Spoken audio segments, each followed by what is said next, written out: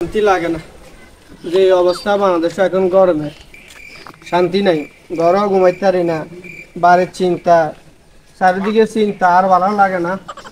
কি করবো আর আর শান্তি লাগে না। বই গাছের ঘর মধ্যে। কিরে দোস্ত, কি খবর? এনে বই রেলি?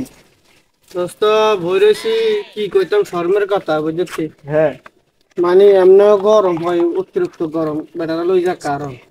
কি আর বাড়ির চিন্তা টেনশনে মানে আর শান্তি লাগে না, মনে কর নিজে মরে যায় আমি বুঝতে। কিনলে কি হয়েছে? বাইক কি হয়েছে? বাইক গেছে টেনশন বাইরে আর থাকতাম না, দেশের মধ্যে থামা যেত না, যে অবস্থা পরিস্থিতি আমারও লোক হ্যাঁ, আর গরম হতো, যে গরম হরে অনেক গরম রে, আর সহ্য হয় না রে ভাই, আর সহ্য হয় না। পরিবারে কি বেশি প্যারা দেন?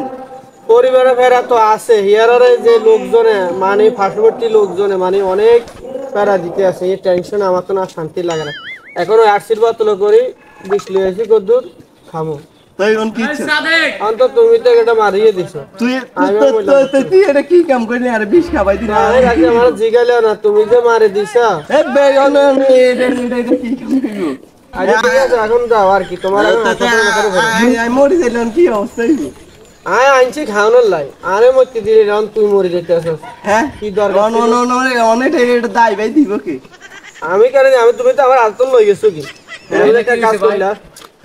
ভাই ভাই ঘটনা হয়েছে কি, আমি এনে বসে রয়েছি বুঝছেন, আমার চারিদিকে ফেরা চিন্তা দান্তা, আমার তোমার ভালো লাগে না। আমি আশীর্বাদ করে কদর বিষ লিয়েছি নিজে খাবার লাগে। তো আমার দোস্ত মানুষ যাক আইসে উপকার লাগে, হেতে কথাবার্তির বিরুদ্ধে বাস বোতল গেলে মারে দিছে।